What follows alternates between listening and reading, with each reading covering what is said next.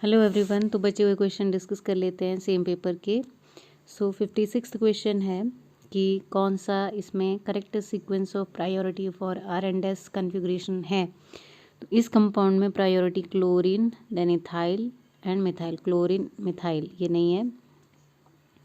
Next question में इसमें priority order क्या रहेगा, क्लोरीन देन आइसोप्रोपाइल होना चाहिए, ये भी नहीं है। नेक्स्ट में प्रायोरिटी ऑर्डर पहले क्लोरीन फिर मेथिलीन क्लोराइड, ये भी नहीं है।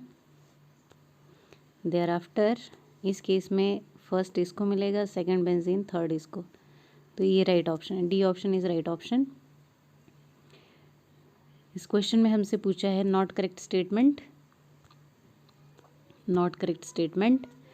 तो देखते हैं स्टेटमेंट, देखते हैं। ये कंपाउंड के स्ट्रक्चर्स दे रखे हैं। तो पहला क्वेश्चन है कि 1 and 2 नॉट सुपर इम्पोजेबल, और ये दोनों आपस में डायस्टीरियोमर्स हैं। पूरा पैराग्राफ अगर हम पढ़ेंगे तो 1 and 2 को देख लेते हैं, ये आपस में क्या है, कनेक्टिविटी चेक कर लेते हैं। यहाँ पर देखिए कनेक्टिविटी तो सेम है, अब इसके बाद क्या है, यहाँ पर दोनों OH डाउन पोजीशन में है जबकि एक अप है एक डाउन है। तो ये क्योंकि एक साइक्लिक स्ट्रक्चर है, रिस्ट्रिक्टेड रोटेशन है, तो ये बिना बॉन्ड ब्रेक किए तो नहीं होगा, और बिना बॉन्ड ब्रेक किए अगर नहीं हो रहा है, कन्फिग्रेशन है, मीन्स ये दोनों आपस में डायस्टीरियोमर्स है। स्टेटमेंट 1 बिल्कुल करेक्ट ऑप्शन है। देन नेक्स्ट बोल रहा है कि जो सिस डायोल है वो कायरल नहीं है क्योंकि उसमें प्लेन ऑफ सिमेट्री, बिल्कुल सही बात है। आप इसमें क्वेश्चन में देख सकते हैं structure 3 and 4 are not superimposable, structure 3 and 4 are not superimposable, so 3 and 4 not superimposable है, बिल्कुल सही बात है। तो ये मिरर इमेजेस हैं, लेकिन जब हम इसको उठा के इसके ऊपर रखेंगे तो ये एक दूसरे को कवर नहीं करने वाले हैं, तो ये बिल्कुल सही स्टेटमेंट है। देन थर्ड स्टेटमेंट है कि जो सिस डायोल है उसका स्ट्रक्चर नंबर 5 and 6 है, और ये कैसे हैं, सुपर इम्पोजेबल है। 5 and 6 देख लेते हैं, 5 and 6 दोनों सुपर इम्पोजेबल, बिल्कुल सही है, क्योंकि इसका ये जो प्लेन ऑफ सिमेट्री ऐसे पास करेगा, 2 इक्वल हाल्स में ये डिवाइड होगा। देन डी ऑप्शन है, डी ऑप्शन में बोला है कि मीसोसिस डायोल ये इनैंशोमर्स ऑफ ट्रांस डायोल है, एंड ये डायस्टीरियोमर्स नहीं, ये इनैंशोमर्स हैं। सिस और ट्रांस जो है आपस में क्या है, इनैंशोमर्स हैं, बिल्कुल गलत बात है।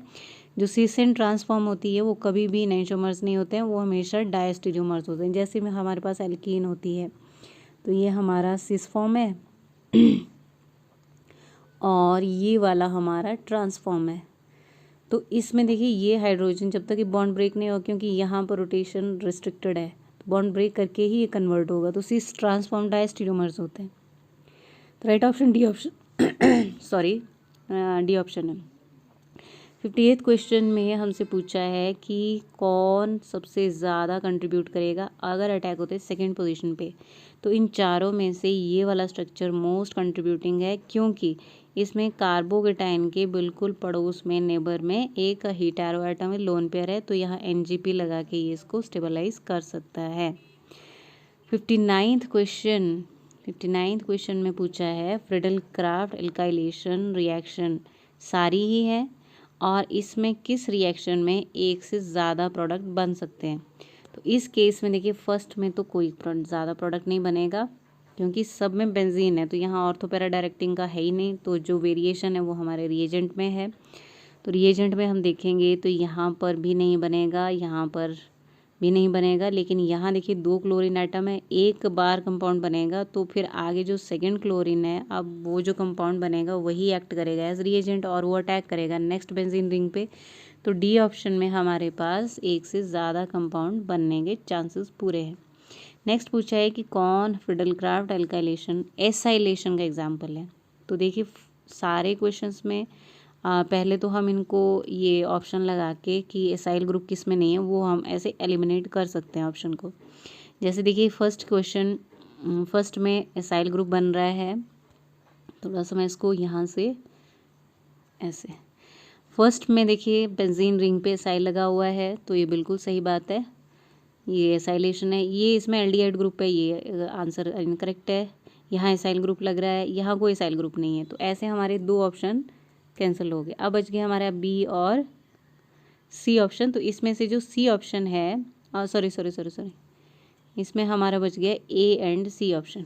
कौन सा बच गया? A and C option. B और डी हमारा एलिमिनेट हो गया। तो इन दोनों में से ये नो डाउट एसाइलेशन है, लेकिन फ्रिडल क्राफ्ट एसाइलेशन आपका ऑप्शन नंबर सी है, ये याद रखना है। 61 क्वेश्चन है, इसमें पूछा है कि वोल्फ किशनर रिडक्शन कौन सा है, आपने आइडेंटिफाई करना है। Wolff Kishner again memory based name reaction में से, तो ये तो रिडक्शन है, सिंपल है ना। वोल्फ किशनर रिडक्शन में क्या होता है, जो आपका C double bond O group है वो कम्प्लीटली कन्वर्ट हो जाता है CH हाइड्रोकार्बन पार्ट में, और इसमें जो रिएजेंट रहता है एथिलीन ग्लाइकोल और बेस होता है। तो ऑप्शन नंबर सी करेक्ट है। नेक्स्ट क्वेश्चन में पूछा है कि कौन सा रिएक्शन में एल्डोल रिएक्शन नहीं होगा, do not condense.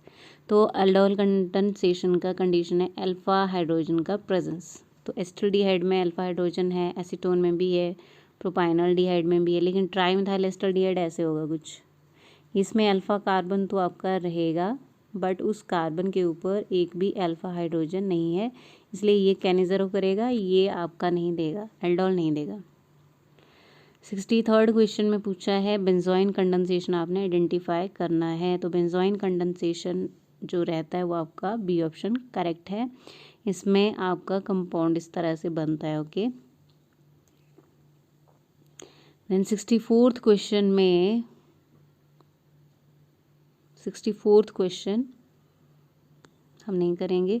Then 65th question देखिए, 65th क्वेश्चन में बोला है कि किस रिएक्शन में फिनोल बनने वाला है। तो फिनोल कहाँ पर बनेगा, फिनोल किस रिएक्शन में बनेगा। देखिए ये आपके सारे डाइजोनियम क्लोराइड है, तो जो इथेनॉल है वो इथेनॉल है या कोई और रिड्यूसिंग एजेंट है, ये सारे रिड्यूसिंग एजेंट है, इन सब में जो बनने वाला है दैट इज़ बेंजीन। तो फिनोल किस में बनेगा, आपको पता है डाइजोटाइजेशन आइस कोल्ड कंडीशन में होती है, अगर हम बॉईल कर रहे हैं तो उस केस में डाइजोनियम ग्रुप के प्लेस पे OH आ जाता है, मीन्स फिनोल बनता है। तो सी ऑप्शन राइट ऑप्शन है। नेक्स्ट क्वेश्चन है कि कौन सा रिएक्शन आपका अर्न ईस्टर्ट रिएक्शन है। तो अर्न ईस्टर्ट रिएक्शन आपका बी रिएक्शन है, याद रखना है, memory based again. And then हमसे पूछा है कि कौन सा स्टेटमेंट करेक्ट नहीं है, नॉट करेक्ट। तो पहला स्टेटमेंट बिल्कुल सही है, एल्डोल कंडेंसेशन को बताया गया कैसे कैसे बनता है। देन क्लेजन कंडेंसेशन की बात की हुई है, बिल्कुल सही है। सी ऑप्शन में बोले कि एसिटोएस्टिक एस्टर मच वीकर एसिड है देन ऑर्डिनरी एस्टर, ये गलत बात है। एस्टिक एस्टर जो होते हैं स्ट्रॉन्गर एसिड होते हैं, क्योंकि यहाँ पर डीलोकलाइजेशन ज़्यादा रहती है। एसिटोएस्टिक एस्टर कैसा हुआ, ये हमारा हो गया एसिटाइल ग्रुप मीन्स, और इसके बाद फिर आपने एस्टर लगाना है। तो यहाँ पर अगर नेगेटिव चार्ज आता है तो ये यहाँ भी डीलोकलाइज है और इसके साथ भी डीलोकलाइज है, तो ये इजीली H पॉजिटिव दे सकता है। बट अगर सिंपल एस्टर होगा वहाँ कोई डीलोकलाइजेशन, वहाँ सिर्फ एक ही साइड में, एक ही कार्बोनाइल ग्रुप की साइड में डीलोकलाइजेशन होगी। तो इसका जो राइट ऑप्शन है that is option number C. 68 question nitration पे बेस्ड है, नाइट्रेशन की इन्फॉर्मेशन मांगी है, फिर से नॉट करेक्ट स्टेटमेंट हमसे पूछा है। तो फर्स्ट स्टेटमेंट इसमें करेक्ट है। बी स्टेटमेंट में बोला है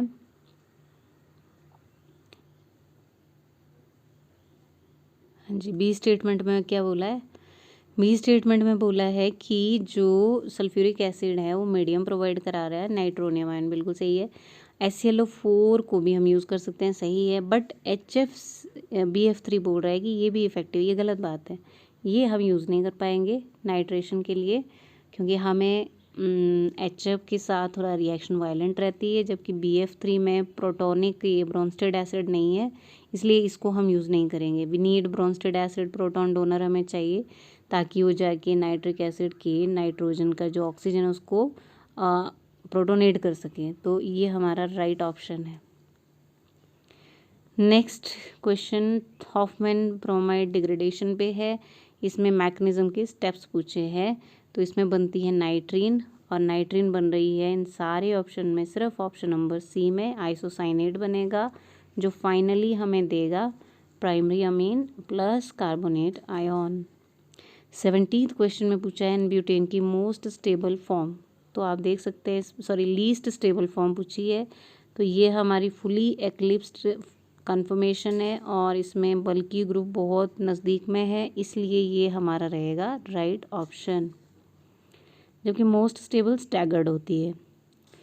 71st क्वेश्चन में लास्ट क्वेश्चन है, इसमें पूछा है रिफॉर्मेट स्काई रिएक्शन हमने आइडेंटिफाई करनी है, तो ये क्या होती है, ये होती है कार्बोनाइल ग्रुप होता है, देन आपका अल्फा हेलो एस्टर होता है और जिंक मेटल इसमें रहती है। तो ऑप्शन नंबर ए हमारी रिफॉर्मेट स्काई रिएक्शन का एग्जाम्पल है, जबकि जो बी रिएक्शन है ये हमारी डाइकमन कंडेंसेशन है, सी और डी हमारी एल्डोल रिएक्शंस हैं। Thank you, that's all for the day.